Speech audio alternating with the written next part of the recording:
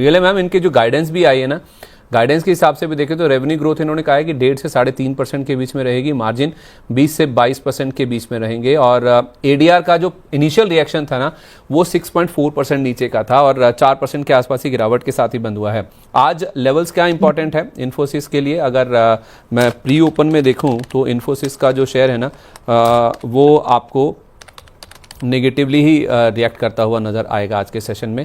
तो इन्फोसिस में मैम 3-3.25% के आसपास ही गिरावट के साथ खुलने की इंडिकेशन है, 1200 के आसपास। सपोर्ट और मेन रेजिस्टेंस कहाँ पे है स्टॉक के लिए? अगर ये 1100 पर आता है, आ सकता है पहली बात।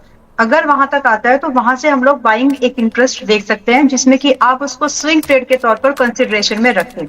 वेयर इन आपका जो स्टॉप लॉस होगा, यानी ये सपोर्ट बाइंग के तौर पर आने वाला है और ये छोटा ट्रेड होगा।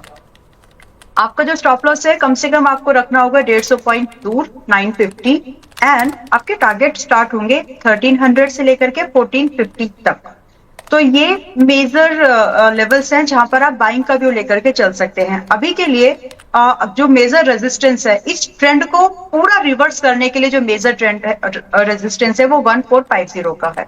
वहां तक एक बार जब जाएगा दोबारा और उसके ऊपर जब सस्टेन हो जाएगा, सो वी कैन एक्सपेक्ट कि हाँ अब प्रॉपरली रिकवरी आ रही है। बट फिलहाल के लिए मुझे लगता है कि 1100 एक सपोर्ट है, की सपोर्ट है, ये टूटना नहीं चाहिए। प्रोबेबिलिटी भी कम है कंपैरेटिवली। मैं करंट प्राइस जो पिछला क्लोज हुआ और इन्फोसिस जो अभी दिख रहा है 3-3.25% अभी डाउन भी है, तो वो सब इंक्लूड करके based on the yesterday's closing price मैं 9% दूर के सपोर्ट की बात कर रही हूँ। तो मोस्ट लाइकली वो एब्जॉर्ब मार्केट उसको बाय करने की कोशिश करेगी, तो आप भी उस पर अपनी नजर बना के रख सकते हैं। 1-1.5 महीने के व्यू से ये पॉसिबल होगा कि ये भाव आपको दिखे, लेकिन रिस्क रिवॉर्ड स्टॉप लॉस बहुत स्ट्रिक्टली मेंटेन करिएगा। इसके नीचे जाना तो नहीं चाहिए, और अगर जा रहा है तो फिर एक समय के लिए छोड़ देंगे और दोबारा फिर देखेंगे रीअसेसमेंट करके कि कहां पर दोबारा एक वैल्यू इन्वेस्टमेंट का मौका है भी या नहीं।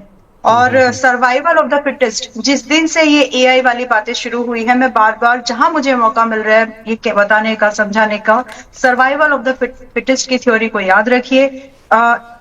आप चाहे कुछ अच्छा, मतलब जो चेंज है उसको आप लेने की कोशिश ही क्यों ना कर रहे हो, बट आपके पास में वो मैनेजमेंट, आपके पास में वो रिजर्व्स, आपके पास में वो वो पूरा सेटअप, विलिंगनेस वो भी होना चाहिए। सो पेयर एनीथिंग विद टीसीएस, चाहे वो विप्रो को पेयर करो या फिर इन्फोसिस को पेयर करो, लेकिन टीसीएस को तो इस तरह से आप सर्वाइवल ऑफ द फिटेस्ट के सर्कल में बने रह सकते हैं।